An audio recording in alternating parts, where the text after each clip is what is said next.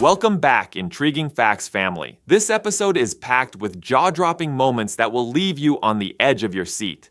Dragons, betrayal, and a twist that changes everything. Trust me, you don't want to miss this. But before we dive in, make sure to smash that like button and subscribe for more amazing breakdowns of your favorite shows. Hit that bell icon so you never miss an update. In this episode, the tension is at an all-time high with a dragon sequence that rivals even the tragic finale of Season 1. Remember the death of young Lucerys? Well, Aemond and his monstrous dragon, Vhagar, are back and causing chaos once again. This dragon battle is a standout moment from George R.R. Martin's book Fire and Blood, but the show's adaptation takes its own unique twist. And honestly, it's a change that I'm totally on board with. We'll break down why in just a bit.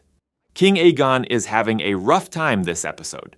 During a small council meeting, he realizes that Aemond and Sir Criston Cole have been scheming behind his back, running the war effort without his input. Furious, he tries to halt their planned attack on the Castle Rook's Rest, insisting that Harrenhal is the real prize. But his master of whisperers, Sir Larys Strong, dismisses this idea, calling Harrenhal more crippled than I am and useless for their cause. Aemond informs his brother that it's too late to stop the attack on Rook's Rest. Cole is already gearing up for battle.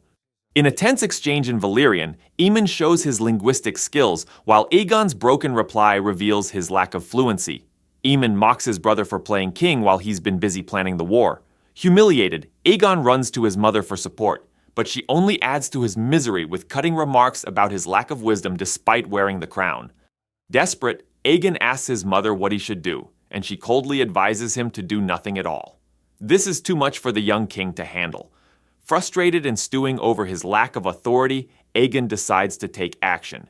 He plans to ride his dragon Sunfire to Rook's Rest to support his hand in battle, unaware that Cole and Aemond have set a cunning trap for any dragons the Blacks might send to defend the castle. Rhaenyra returns to Dragonstone, facing a council of discontented followers. Even her son Jace is furious about her unexplained absence and is shocked when she reveals that she secretly met with Alicent in King's Landing. When Rhaenyra announces her plan to take her dragon, Syrax, to Rook's Rest, she faces fierce opposition. Jace insists on going instead, but she forbids it.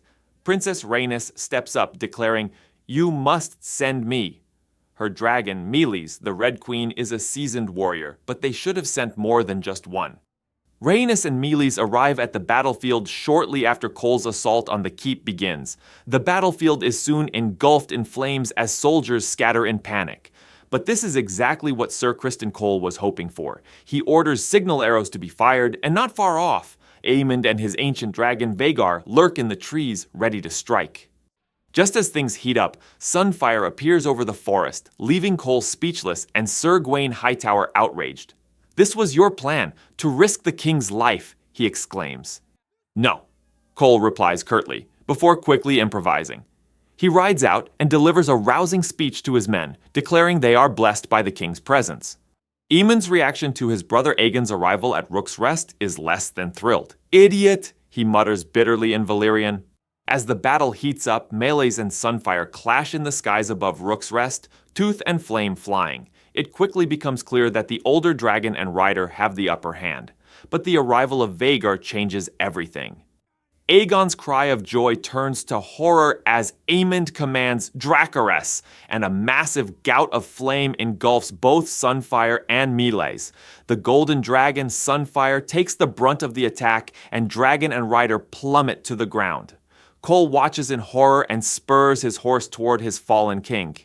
Rhaenys initially retreats, but a sudden madness takes hold of her. She turns back to the battle, commanding Meleys to attack.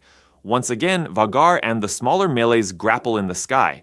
Rhaenys narrowly escapes unscathed, but Aemond decides to go for the kill. As Rhaenys tries to leave the battle, Vhagar locks his teeth around Meleys' neck, sending both Rhaenys and her dragon plummeting to the ground.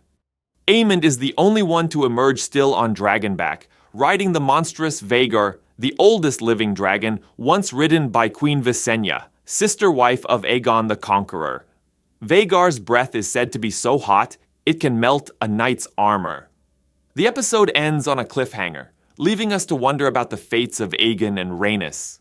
But things aren't looking good for either. In the book, Aemond doesn't intentionally attack Aegon. The three dragons clash in the sky and come crashing down together. Aemond is the only one to emerge unscathed. Aegon is found barely alive, his armor melted to his skin, while a charred body, believed to be Rhaenys, is discovered next to Meleys. Sunfire is left grievously wounded, missing a wing. Aegon spends the next year bedridden, with Aemond becoming protector of the realm in his place. What's fascinating is how the show alters these events. In the book, Aemond doesn't intentionally kill his brother, but the show adds a new layer of intrigue by making Aemond's actions deliberate. This change is significant because it reflects Aemond's evolution from the hesitant boy who accidentally killed Lucerys to a ruthless man who seizes the chance to eliminate his bullying brother, Aegon. In the show, Aemond is clearly surprised when Vhagar kills his nephew Lucerys and his dragon Arrax, indicating he only meant to scare him. The regret on Aemond's face is palpable, but above Rook's Rest, Aemond's actions are cold and calculated. He purposefully attacks Aegon, showing no remorse. This shift makes sense. Aegon, the chief bully during their childhood, becomes Aemond's target for vengeance. This episode marks the beginning of the Dance of Dragons and the first of many breathtaking and costly dragon battles. It's heartbreaking to see Rhaenys, the queen who never was, fall in battle, especially since she had a chance to escape. And while Aegon isn't a great king or person, his suffering from a spoiled and neglected upbringing evokes a bit of sympathy. If you enjoyed this recap and review, don't forget to like this video and share it with your friends. For more deep dives into your favorite shows, hit that subscribe button and join the Intriguing Facts community. Until next time, keep exploring the fascinating world of Westeros.